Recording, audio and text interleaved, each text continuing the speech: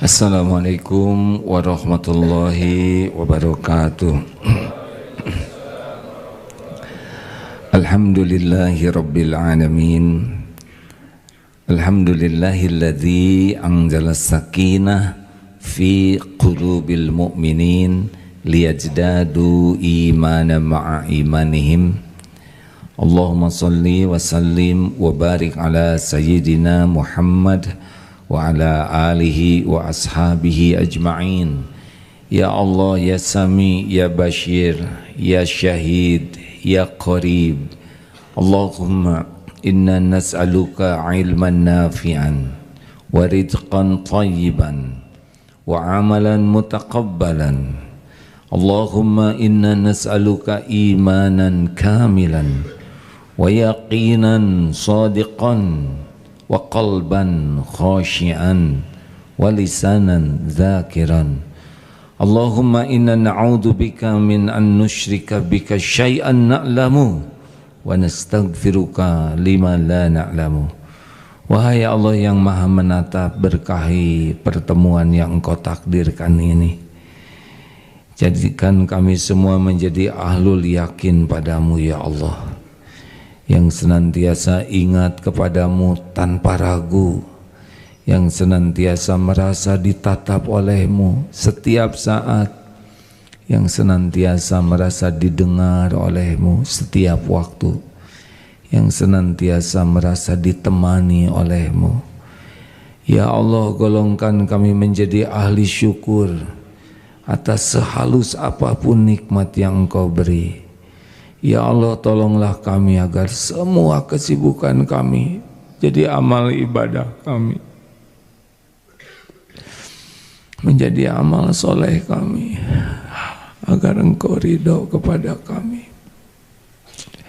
Ya Rabb, jadikan umur yang tersisa ini seluruhnya hanya untukmu, hanya di jalanmu, hanya karenamu ya Allah, agar bisa pulang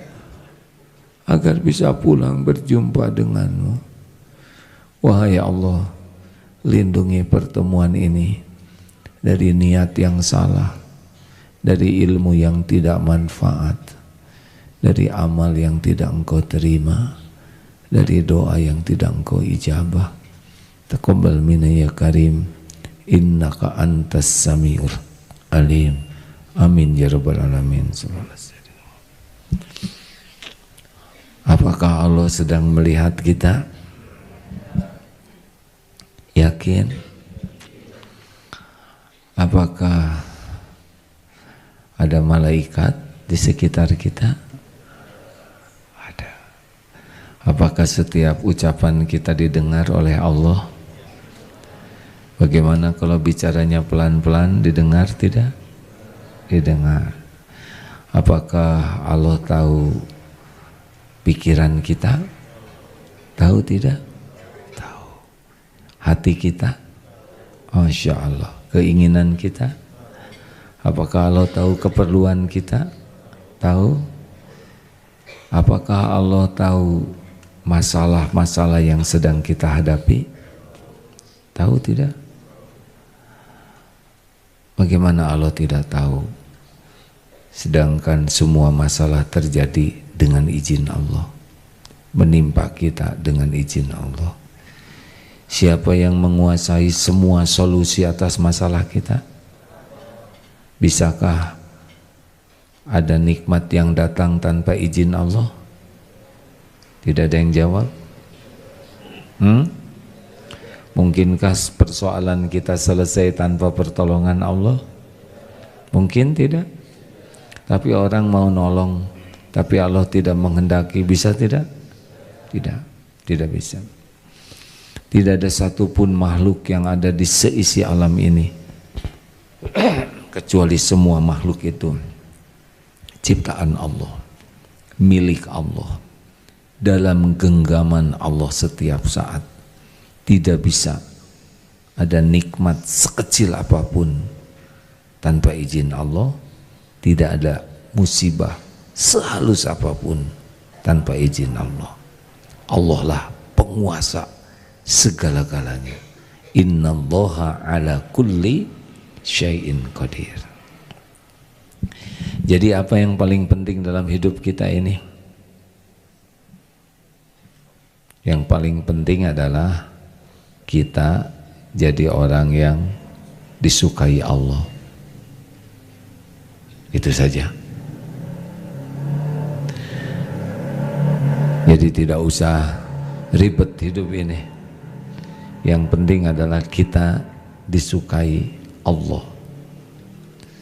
Perkara nanti besok yang akan datang, semua cita-cita kita, keinginan, keperluan, semuanya Allah menguasainya. Kalau kita disukai Allah, Allah akan berikan yang terbaik bagi kita.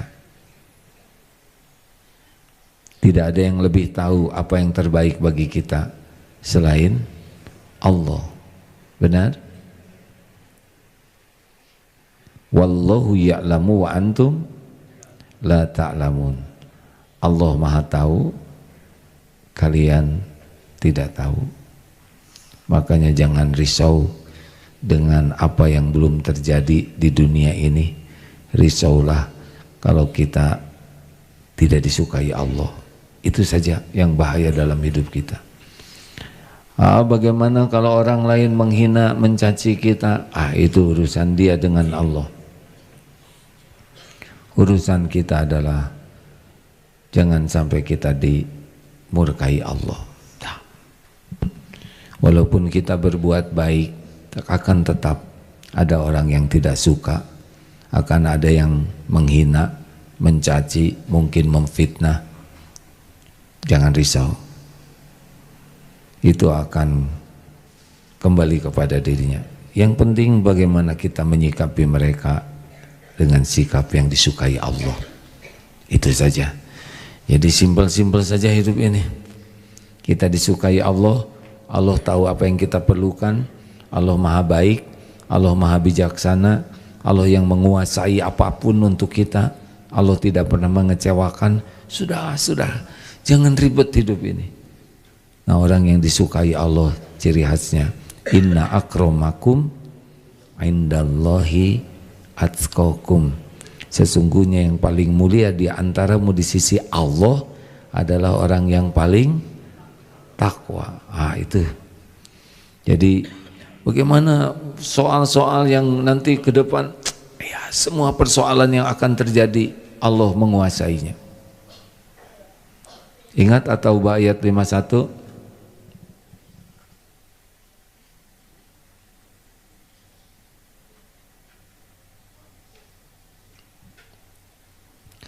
Qul la yusibana illa ma kataballahu lana huwa maulana wa 'alallahi falyatawakkalul mu'minun. Katakanlah, sekali-kali tidak akan menimpa kepada kami kecuali apa yang Allah tetapkan untuk kami. Dialah Allah, maula kami, pelindung kami, dan kepadanya lah orang-orang beriman bertawakal. Surat apa? At-Taubah ayat 51. Jadi masa depan kita dalam genggaman Allah sepenuhnya. Yang penting kita sekarang berusaha keras setiap waktu jadi orang yang disukai Allah. Nah, di antara dua ciri sifat yang disukai Allah apa? Al-hilm dan al-ana, yaitu orang yang bisa mengendalikan amarah, tidak mudah marah. Bukan tidak punya marah, tersinggung wajar, kecewa wajar, sakit hati wajar, perih, jengkel wajar. Tapi sesudah perasaan itu apa yang kita lakukan, itu yang menjadi nilainya. Hasidin idza hasad, kedengkian yang dijalankan kedengkiannya. Jadi rasa-rasa luka, sedih, kecewa, jengkel, kesel itu normal. Jadi justru tidak ada rasa itu, tidak ada perjuangannya, benar?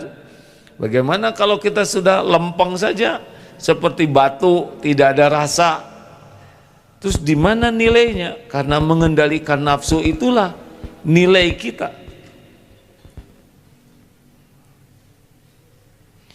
Coba kalau ikhwan lihat akhwat seperti lihat pohon mahoni. Terus perjuangannya di mana jaga pandangan, ya kan? Jelas? Jadi mari kita memiliki dua sifat ini, bisa mengendalikan amarah dan tidak tergesa-gesa. Setuju? Nah, at-ta'ani minallah, sifat tenang itu dari Allah, wal ajala minasyaitan, dan sifat tergesa-gesa itu dari setan. Ini penting sekali. Banyak sekali kita mengalami kepahitan, penyesalan, kerugian, perpecahan, kekecewaan, dipecat gara-gara ini nih. Mudah marah dan tergesa-gesa. Mau dicintai Allah, mau hidup kita diberikan yang terbaik oleh Allah, ya sudah, kita berusaha melatih diri. Ini ya, ceramah ini derajat ceramah ini paling tinggi adalah dari tahu ke paham, sedikitlah tergantung yang menjelaskannya. Tapi bisa itu beda. Tahu kuda beda dengan paham kuda. Ini sedikit ilmu kuda. Tahu kuda, paham kuda, belum. Coba kalau kuda sudah senang sama kita, apa cirinya?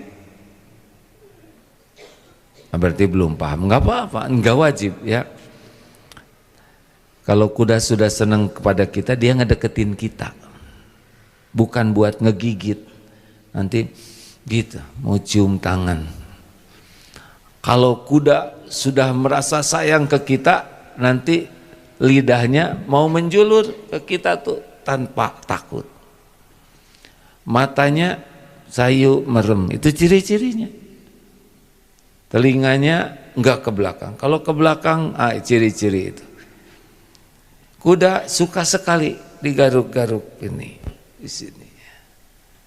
Enak buat dia. Jangan sekali-kali mengagetkan kuda dari dekat ekornya. Ya, biasanya kuda akan kaget dan memberi kenangan. Namanya cap kaki kuda. Tapi apakah paham kuda bisa jadi jago berkuda? Hah? Beda lagi kapling.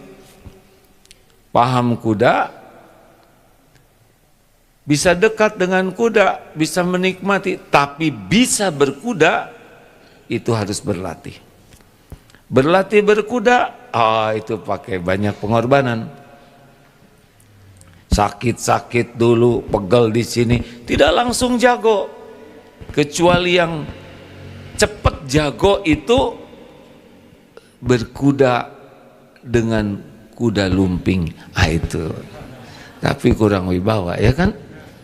Ke sekolah pakai kuda lumping, astagfirullah, ampun ya Allah, ini pasti dicatat nih.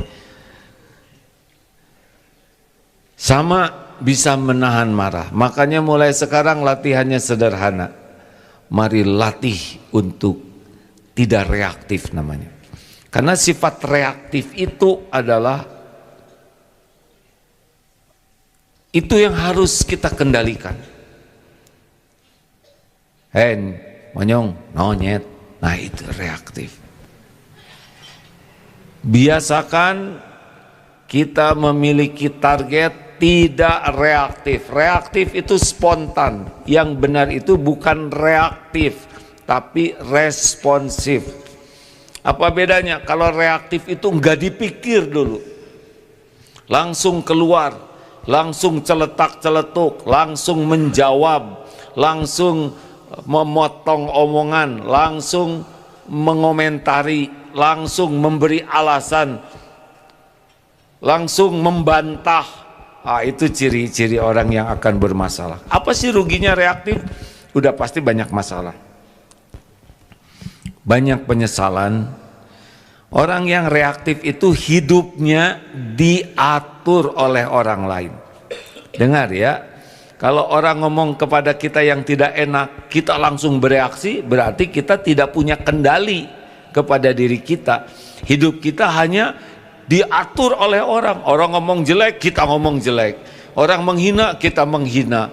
Orang ngebeberkan aib, kita beberkan aib. Jadi hidup ini tidak ada, kita tidak punya kendali kepada diri kita. Jadi orang lain yang mengendalikan hidup kita. Hei nyong, nyet, begitu saja. Nggak ada orang-orang yang reaktif. Reaktif itu tanda kelemahan. Orang yang lemah, orang yang perkasa, alladzi yamliku nafsahu indal ghadab. Orang yang responsif, dipertimbangkan, diperhitungkan. Makanya hati-hati nih, yang tukang celetak-celetuk hidupnya lebih banyak bermasalah. Yang segala dikomentari, yang segala dikeluhkan, yang segala dicemooh. Dah. Orang bertakwa, orang yang disukai Allah tidak seperti itu.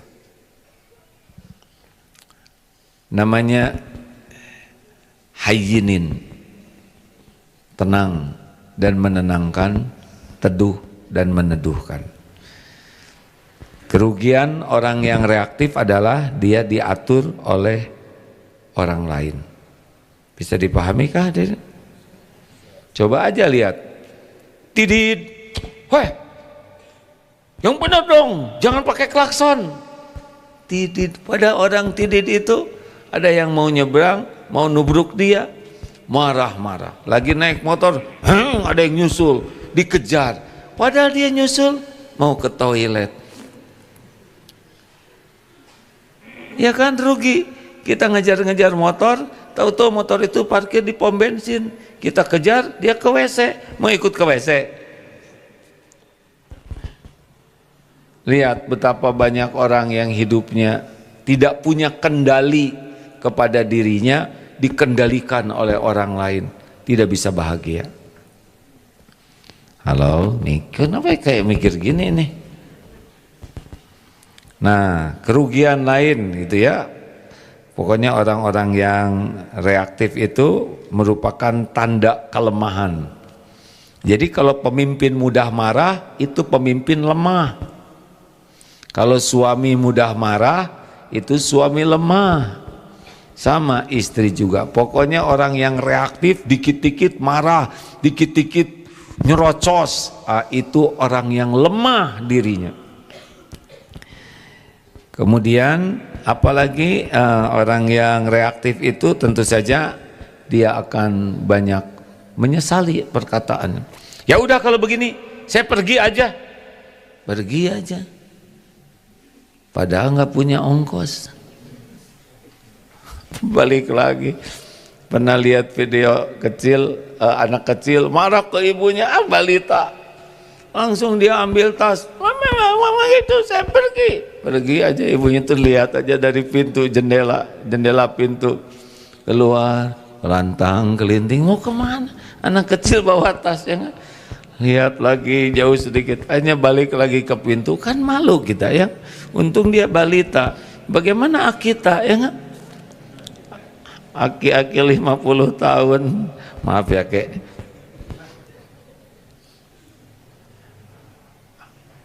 Apalagi yang harus kita pahami, jadi harus bagaimana aja lah ya. Rasulullah SAW memberi contoh bagaimana selalu tenang. Ini harus kita miliki. Jadi caranya begini, kalau ada perkataan, sikap orang lain atau apapun yang merasa tidak sesuai harapan kita, yang penting adalah diam. Jangan bicara, jangan berbuat, apapun diam saja. Namanya pause, diberikan jeda. Sedetik, 2 detik, tiap detik kita menahan diri itu berarti besar.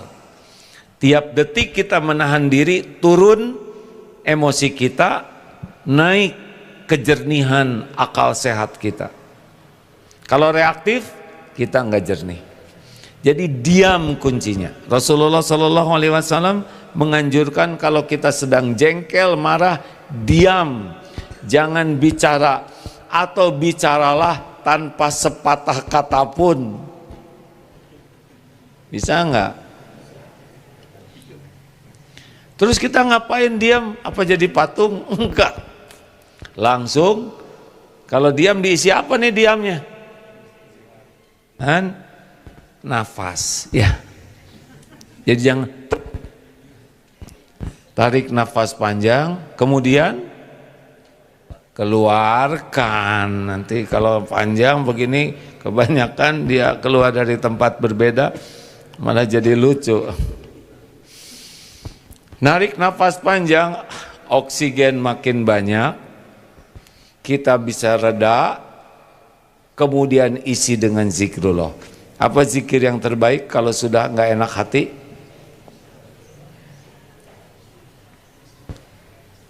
Saya harus diam, karena jengkel melihat jawabannya. A'udzubillahi minasyaitonirrajim. Kenapa? Karena setan membisiki terus supaya kita bereaksi spontan. Ingat ya, akhlak itu respon spontan. Akhlak itu respon spontan. Jadi kalau reaksi spontan kita tidak baik, itulah akhlak kita. Kalau sedang duduk begini, ini nggak kelihatan akhlak aslinya. Ini setel soleh, ya, sedang itulah ditahan-tahan. Tapi nanti ketika yang di sebelahnya kentut, itu reaksi spontan. Hei, langsung gitu. Padahal nggak kena, ya nggak, cuman bunyi. Hei, begitu. Padahal nggak kena, padahal halus aja, ya, lembut. Tapi reaksi spontan itu menunjukkan akhlak. Emang kalau orang yang akhlaknya baik, bagaimana kalau ada yang buang angin sebelahnya? Coba, Pak, gimana Pak? Abah, disepak. Ada yang disepak. Nggak boleh.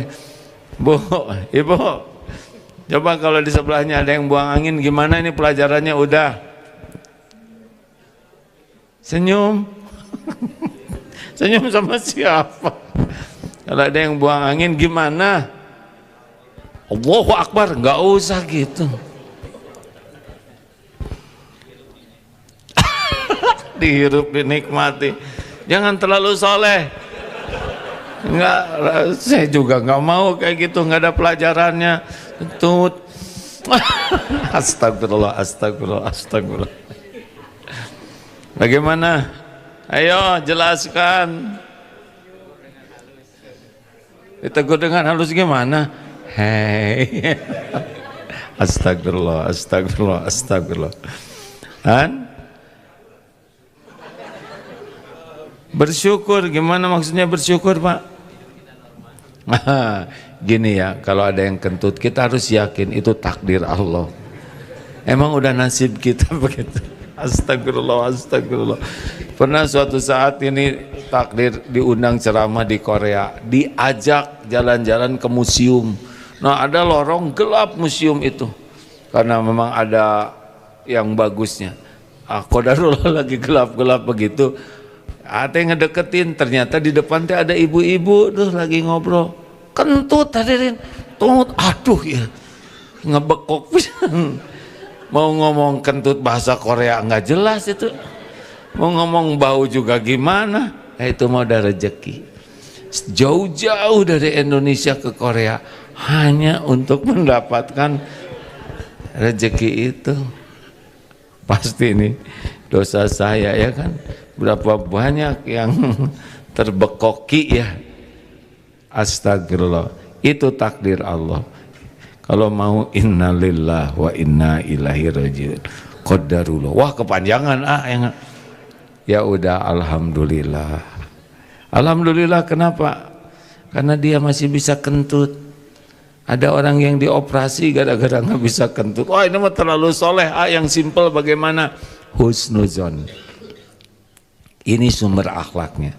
Pasti beliau tidak niat meracuni kita dengan gas asam arang karbit.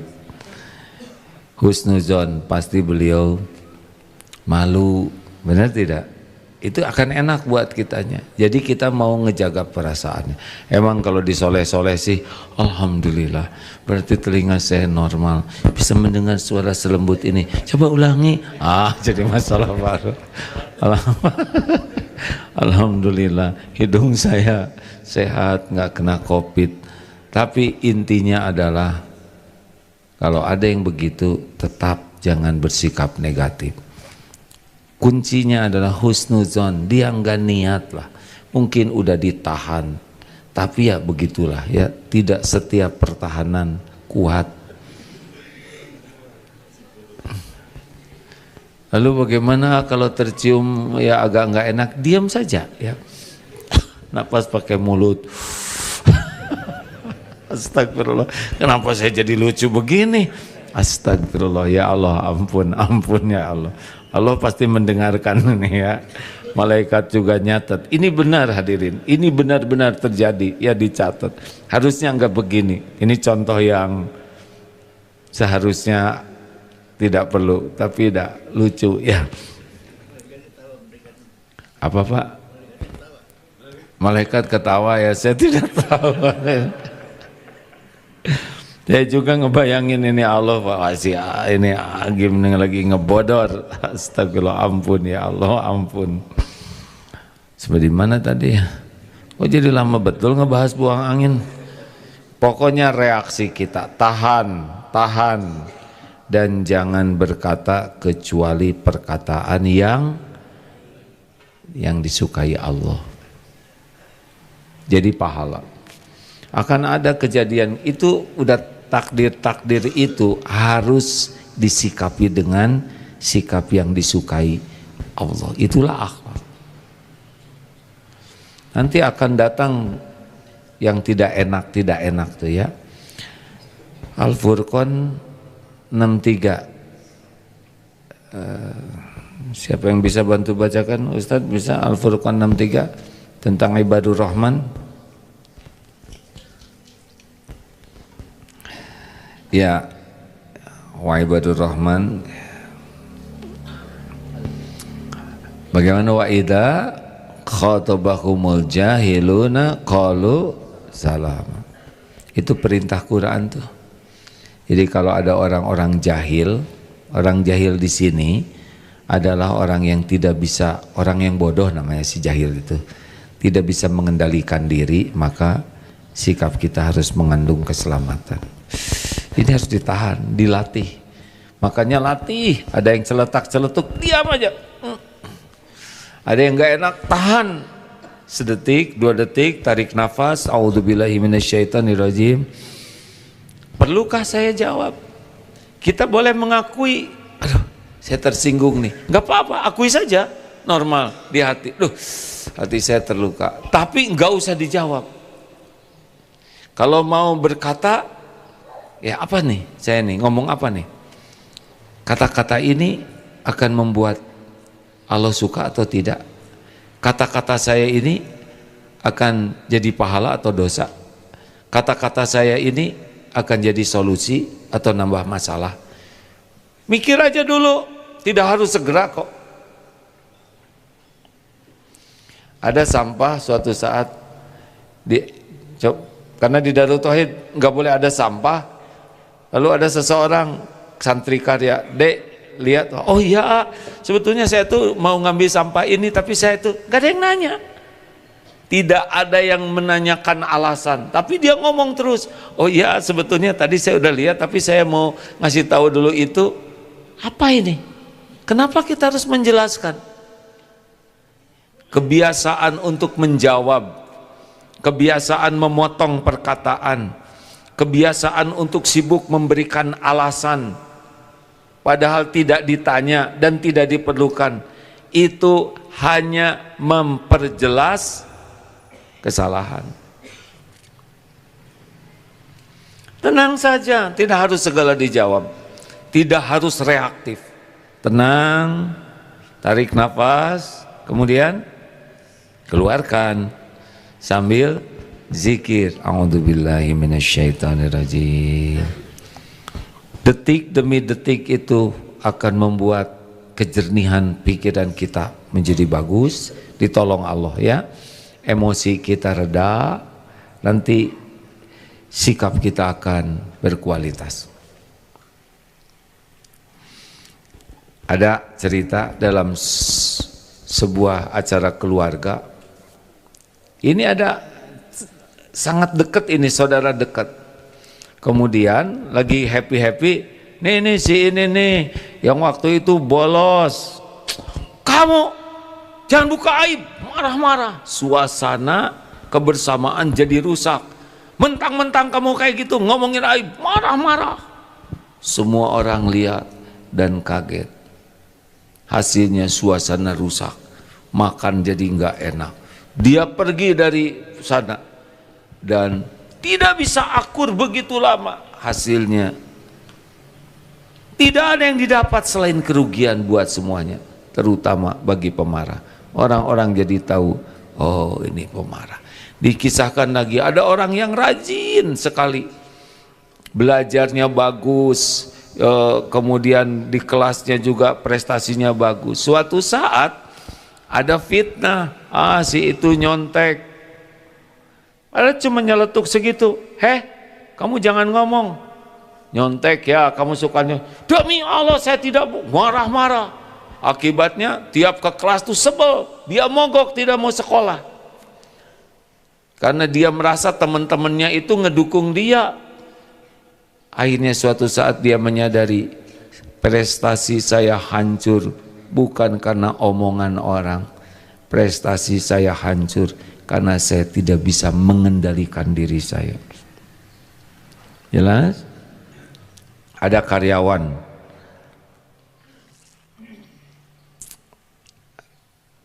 rajin ke kantor, kerjanya bagus, kemudian pokoknya tidak ada komen negatif. Suatu saat sedang rapat di perusahaan, tiba-tiba pimpinannya itu manajernya mengatakan, saudara ini kurang bagus itu karyanya. Oh jangan begitu Pak, dibanding semua yang ini punya saya yang bagus.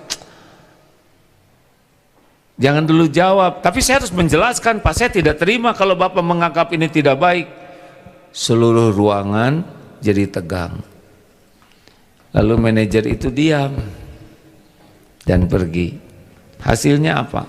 Seluruh orang-orang itu tahu bahwa orang ini ternyata bukan karyawan. Yang tadinya karyawan rajin, tapi sekarang mungkin nggak kedengaran, mungkin dia lagi banyak masalah, mungkin dia udah jawab tapi pelan, kita nggak dengar, cari 1001 alasan untuk bisa berbaik sangka dan memaafkan orang. Lewat setengah jam, terima kasih.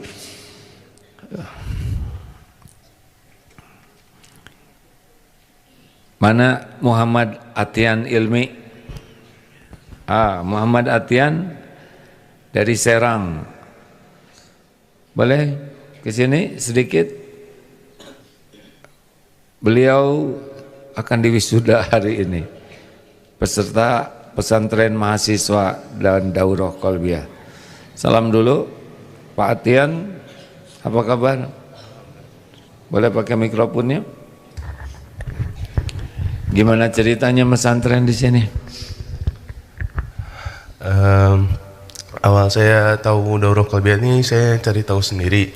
Cari tahu sendiri di internet? Enggak, waktu itu saya langsung datang ke masjid ini, terus nanya orang yang ada di bawah, yang ada di informasi itu, terus. Jadi, maaf ya, mencari tahu sendiri. Ya. Lanjut. Terus akhirnya diarahkan ke PKBM, terus dari PKBM dikasih tahu ada program apa saja gitu yang ada di sini. Kenapa nyari sendiri? Pengen apa? Jadi saya itu baru lulus kuliah gitu ya.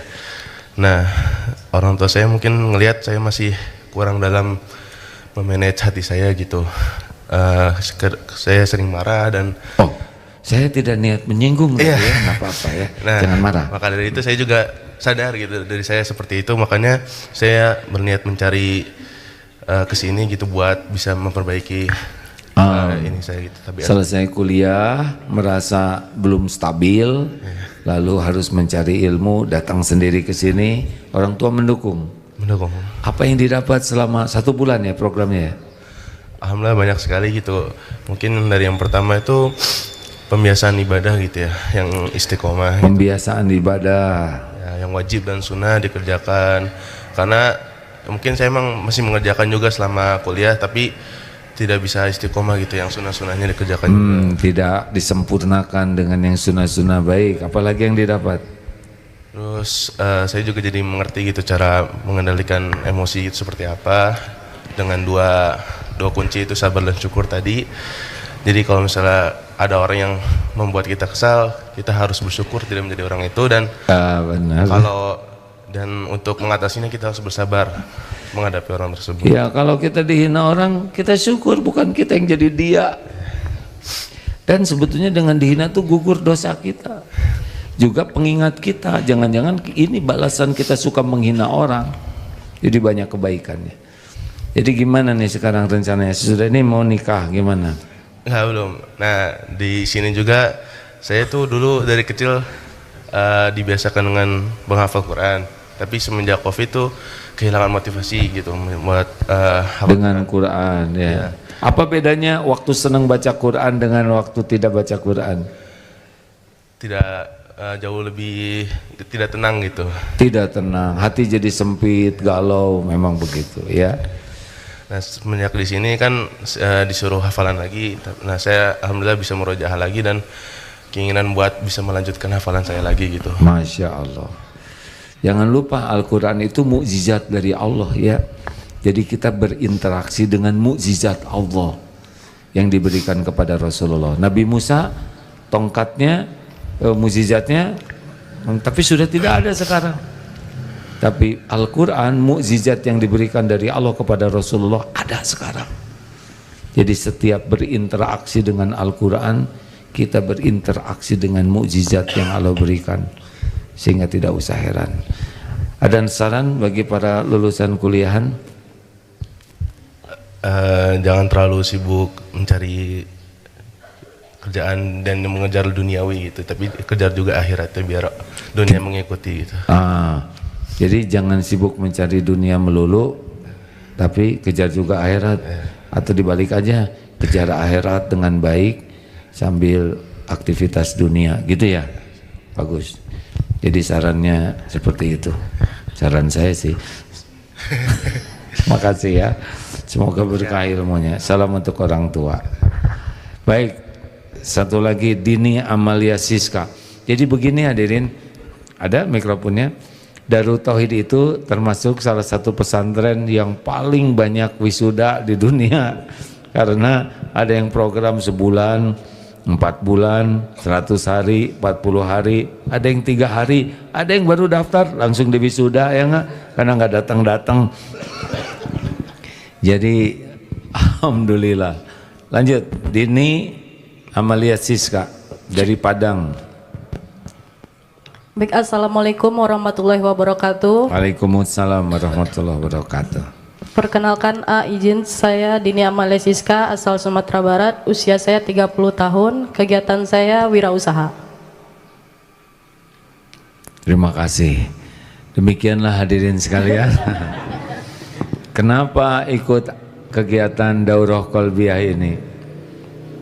Alasan saya ikut Daurah Qalbiyah ini, pada awalnya saya ingin mencari jati diri ya. Saya bingung mau ngapain gitu ya. Jadi pertama mencari jati diri, karena bingung ini mau ngapain hidup ini gitu. Betul ya. Padahal sudah agak lama kan di dunia. Iya betul, karena sudah agak lama tapi ternyata saya masih bingung, itu memang kayak membingungkan gitu ya. Jadi harus, kenapa ya saya hidup di dunia ini gitu, kenapa saya begini-begini aja, nggak mungkin saya hidup itu datar, flat aja gitu. Iya. Terus udah ketemu jatinya sekarang, jati dirinya itu di sini. Alhamdulillah sudah itu dengan ibadah, dengan belajar, dengan menuntut ilmu itu alhamdulillah luar biasa. Jadi gimana sekarang? Udah ketemu, mau gimana nih hidup ini? Yang paling penting itu kayak dekatkan diri sama Allah, perbanyak ibadah gitu. Hidup ini adalah untuk ibadah. Jadi hidup ini sederhana banget, kita diciptakan untuk ibadah. Apa itu ibadah? Ketundukan, kepatuhan. Ibadah itu adalah melakukan apa yang Allah sukai dalam bentuk perkataan, perbuatan yang nampak dan yang tersembunyi. Itu diantaranya ya menurut para ulama. Udah gitu aja. Bekerja adalah ibadah, berbakti ke orang tua adalah ibadah, olahraga ibadah, asal niat dan caranya disukai Allah itu ibadah. Bicara itu ibadah, makan ibadah, sepanjang niatnya untuk mengabdi ke Allah. Jadi sederhana hidup ini. Lalu bagaimana tentang rezeki? Nanti diatur, bakal ketemu kok kita dengan rezeki kita, tapi punya nilai ibadah. Begitu deh. Ya. Jadi sederhana, lebih tenang sekarang. Alhamdulillah sangat tenang, Tenang ya. Iya. Mau tahu kenapa tenang? Nih seperti ini nih. Ingat perumpamaan ini? Apa yang ada di dalam genggaman ini? Nah, kalau tidak tahu gitu, bingung. Kosong enggak ya? Jangan-jangan uang. Jangan-jangan berlian. Mikirnya aja pusing. Sekarang coba minta tisu Kang satu. Nggak ada ya? Ya udah nggak apa-apa. Ada tisu? Maaf, makasih ya. Apa yang ada di tangan ini? Nah, nggak boleh ngebohong. Ini saya lempar. Mana? Ya. Kalau nggak ditanya nggak usah dijelasin deh. Jadi mana-mana tadi? Wah nanti saya disang. Kok jadi dua? Ini sulap nih hadirin. Apa yang ada di tangan ini? Jawab. Nah kalau yakin itu mantep deh. Kalau kita belum ngerti mau apa hidup, udah kayak tadi, pelanga, pelongo, bingung, gak jelas. Tapi kalau udah yakin, apa yang ada di tangan ini? Tisu. Udah. Mau ngapain saya hidup? Ibadah. Apa tujuan saya? Ingin pulang jumpa dengan Allah Subhanahu wa taala, Tuhan saya. Ngapain di dunia? Dunia cuman mampir. Ada apa saja di dunia ini? Ujian sepenuhnya. Yang penting saya lulus ujian. Dunia cuman mampir. Cita-cita dunia pasti berujung mati. Saya ingin mati husnul khotimah. Dikubur saya ingin taman surga nyaman. Kalau bisa saya masuk surga tanpa hisab, tanpa azab. Saya ingin jumpa dengan Allah Tuhan saya. Kalau udah jelas kayak gitu nggak ribet. Bagaimana rezeki? Rezeki itu milik Allah. Allah yang membagikan sesuka Allah. Yang penting saya niatnya benar, ikhtiarnya maksimal, doa optimal. Selebihnya terserah Allah mau dikasih berapa aja. Dikasih saya syukur, ditahan saya sabar, diambil ridho. Lihat orang lain gak ada iri, Allah yang ngebagikan. Kalau udah mantep yakin, udah enak. Gak ada yang bisa nolong saya selain Allah. Makhluk tidak bisa memberi manfaat tanpa izin Allah. Tidak bisa kita celaka tanpa izin Allah. Penguasa langit bumi Allah. Kalau udah mantap begitu udah enak hidup tuh. Nggak akan ngarap-ngarap dari orang, nggak akan. Terakhir pertanyaan. Terima kasih deh. Jadi pulang dari sini mau berusaha teruskan. Insya Allah. Bisnis apa? Counter HP. Wow, pasti banyak HP-nya ya. Sing sabar ya. HP 2 aja udah jadi masalah. Semoga bisnisnya jadi ibadah. Amin. Terima kasih. Ada pertanyaan silahkan. Baik, 2 dari masjid, 2 nanti dari medsos. Ibu dulu. sudah ngacung duluan. Boleh dipinjamkan mikrofonnya?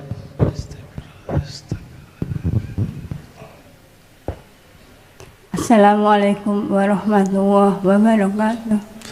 Waalaikumsalam warahmatullahi wabarakatuh. Bersyukur saya bisa sampai Darut Tauhid. Begini, saya Ibu Maya dari PMK 72.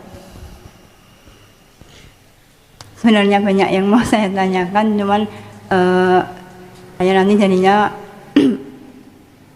nggak enak waktunya nanti berkurang banyak. Gini aja, satu aja. Tadi AA ngendiko itu bilang ya, bahwasanya kecewa itu wajar. Maaf AA, ini suara saya memang terganggu karena saraf lidah saya melemah. Iya Bu, nggak apa-apa Bu. Ya. Jadi kecewa itu wajar saja. Kemudian saya pernah mendengar statement dari seorang ustadz, seandainya seorang anak itu membuat orang tua, apalagi ibunya, meneteskan air mata karena kelakuannya bisa membuat orang tuanya atau ibunya meneteskan air mata, itu sudah dianggap anak yang durhaka. Padahal kita tidak mau punya anak durhaka. Ya. Lantas bagaimana dengan hati kita, cara menata hati kita agar kecewa kan timbulnya otomatis. Baik. Nggak bisa. Begitu ya, matur nuwun. Terima kasih ya. Ya Ibu, semoga cepat sembuh ya. Amin, amin ya Allah, amin. Kecewa anak belum sesuai harapan, lintasan itu wajar Bu. Ibu sedih, wajar. Ibu terluka, wajar. Tinggal bagaimana sesudahnya. Ketika anak sikapnya belum sesuai keinginan, sedih, kecewa, lalu dibawa kepada tobat. Ya Allah, ampuni. Anak begini sangat boleh jadi ini buah dari dosa saya. Allah suka lihat orang tua tobat. Ya Allah, selamatkan anak saya. Jauhkan dari akhlak yang buruk. Itu jadi pahala juga. Gitu Bu. Jadi sesudah itu bagaimana? Nah, amalan yang disukai Allah tobat, memperbanyak baca Quran, memperbanyak sedekah, banyak nolong orang. Jadi gara-gara sedih dan kecewa, ibu jadi tambah dekat dengan Allah. Baik. Bapak, ini masa keemasan juga. Bapak SMA angkatan tahun berapa Pak? Angkatan 70. Bapak SMA angkatan tahun 70. Ya. Bismillahirrahmanirrahim. Nama saya Ridwan dari PMK 72. Alhamdulillah, Pak Ridwan PMK 72. Yang mau saya tanyakan, apa bedanya refleks dan reaksi? Bagaimana refleks dan reaksi? Nah, reaksi itu refleksnya Pak, malah sama. Jadi yang bagus itu respon. Respon yang tidak spontan, tapi respon yang sudah dipikirkan dengan baik. Niatnya, isinya, dampaknya. Jadi kalau kita mau merespon sesuatu, tanya apa niat saya ini merespon ini. Hanya mau memuntahkan, lalu apa isi respon saya ini, benar atau tidak? Dan apa dampak dari respon saya ini?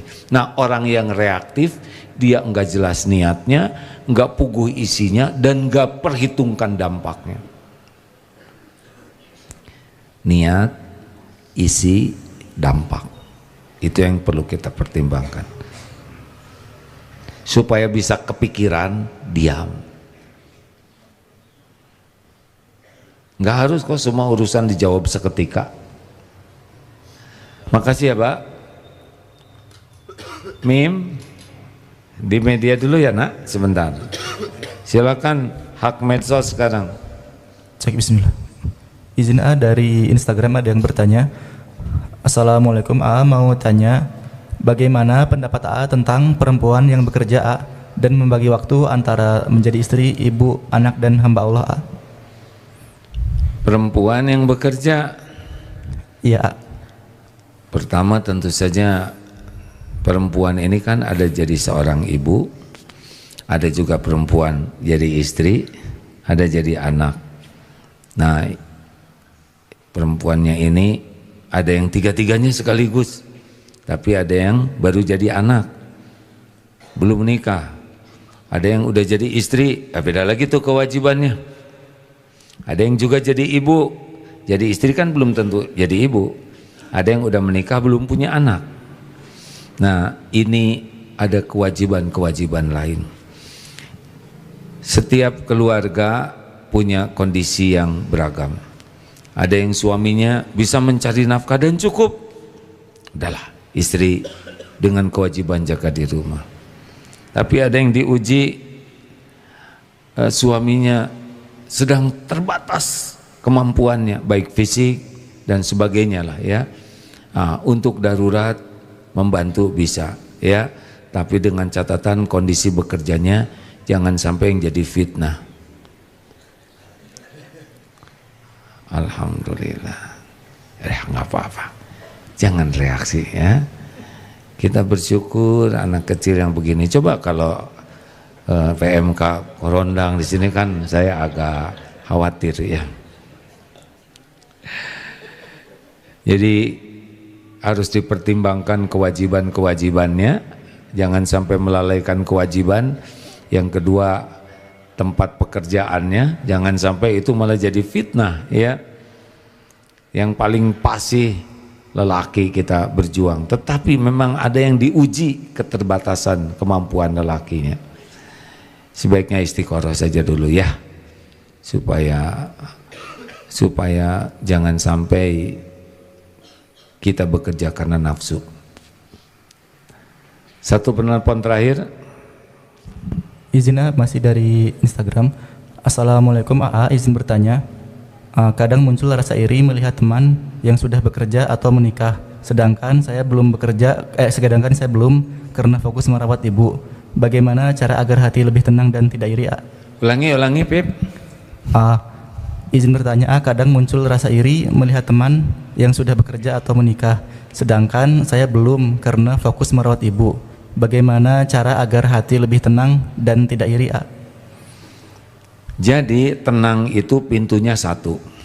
Ala bidzikrillah tatmainnul qulub.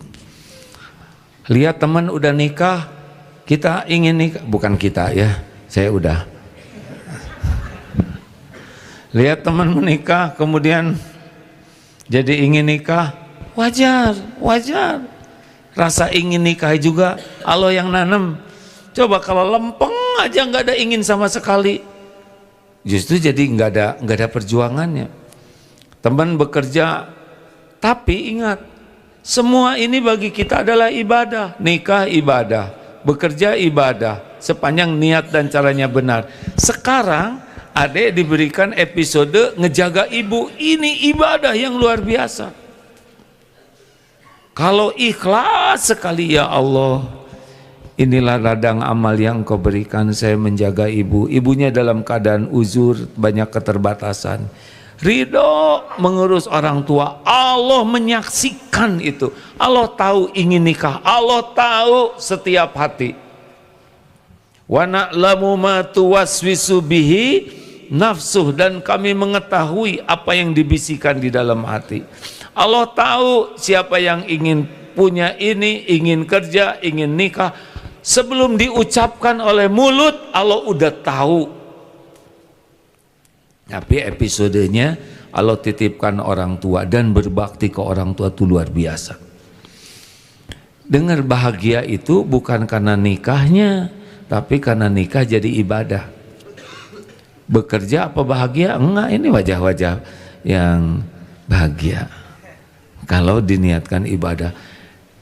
Ini ada yang udah pada nikah belum? Tadinya kan ingin bahagia, betul tidak Pak? Makanya Bapak nikah. Hasilnya gimana? Bahagia tidaknya di rumah tangga itu bukan perkara keadaan rumah tangga, tapi jadi ibadah atau tidak. Sama sekarang ngurus orang tua, tapi ikhlas, itu bisa bahagia. Bisa bahagia. Karena bahagia itu milik Allah. Dan Allah berikan kepada orang yang ikhlas dan benar. Jadi namanya hayatan thayyibah. Nanti waktunya ada ya. Tapi gimana saya umur udah nambah, gimana saya bisa dapat jodoh sedang saya waktunya begini? Allah Maha melihat. Setiap waktu Allah lihat lagi nyuapin, Allah lihat lagi ngemandiin ibu, Allah lihat lagi dan Allah tahu ini hati ini bergejolak ingin menikah. Dan nanti akan ada jalannya. Husnuzon lah kepada Allah. Cobalah, 1, husnuzon kepada Allah. 2, perbaiki kualitas dan kuantitas sholatnya. 3, baca Qur'annya ditambah. Yang keempat, sedekah, infak. Dan yang kelima, istighfar terus menerus sambil ngurus orang tua. Insya Allah Allah Maha dekat, Allah Maha menyaksikan. Tidak ada sekecil apapun kebaikan yang tidak disaksikan dan tidak dibalas dengan sempurna oleh Allah. Terima kasih. Penutup, adek mau nanya, ini ada yang kemarin nanya bukan? Bukan. Boleh, silakan nak. Waktunya tinggal 2 menit setengah. Silakan. Assalamualaikum warahmatullahi wabarakatuh. Waalaikumsalam warahmatullahi wabarakatuh. Izin ngasih pertanyaan, perkenalkan nama saya Riza dari SD Al-Bayan Islamic School kelas 6. Pertanyaannya, bagaimana cara kita kalau kita tidak sabar terhadap teman kita yang ngatain kita seperti kayak hitam monyet atau dan lain-lain gitu. Terus pertanyaan kedua, apa doa untuk menghindari sikap iri, dengki dan lain-lain? Wassalamualaikum warahmatullahi wabarakatuh. Waalaikumsalam. Hebat anak SD udah mikir dalam begini. Banyak yang tua-tua nggak mikirin ini kan. Jadi apa pertanyaannya tadi ya? Udah deh. 1, kita harus memahami bahwa tidak akan semua orang itu sesuai dengan harapan kita. Jadi kita harus realistis. Tidak akan semua orang itu baik ke kita. Ini kenyataan. Nabi Muhammad saja sempurna akhlaknya, sempurna hatinya, sempurna kebaikannya, tetap saja ada yang sebel, betul tidak? Ada yang menghina. Jadi bukan kapling kita. Dia ngomong apapun itu adalah ujian dari Allah. Ada pernah ikut ulangan? Kalau ada ulangan soalnya jelek, soalnya susah, nggak enak, ada sibuk menjawab atau sibuk jengkel sama soal? Han? Sibuk menjawab kan? Nah udah gitu aja. Ngerti nggak deh? Kalau ada orang yang ngomong nggak baik ke kita, itu kan kayak soal ulangan. Kamu lagi dihina, jawabannya apa? Jawaban yang baik, gitu jawabannya. Dia ngomong monyet, hei monyet misalkan, kita monyet bukan? Bukan, jadi jawabannya apa? Bukan, ya hei monyet, bukan gitu. Emang gampang ngomong kayak gitu. Itu seninya, maka jawabannya tahan deh ya, tahan, diem. Coba ada seorang, nih anak SD kelas 6, hitam lo, pet bun, pendek buntat. Terus orang ini, lu jangan menghina saya sakit hati. Keren tidak? Shh, dengerin, bandingkan, nah dengerin sayang. Nggak apa-apa lah, tahan. Hey, Black Magic, pet bun. Terus si anak SD ini dengan nggak jawab apapun, tidak jawab apapun, pergi aja. Keren tidak? Keren. Daripada kamu jangan ngomong gitu, dibilangin sama emak, tambah repot. Tenang aja, diam. Kalau perlu pergi. Itu keren. Terima kasih. Subhanakallahumma bihamdik asyhadu alla ilaha illa anta astaghfiruka wa atubu ilaik. Assalamualaikum warahmatullahi wabarakatuh.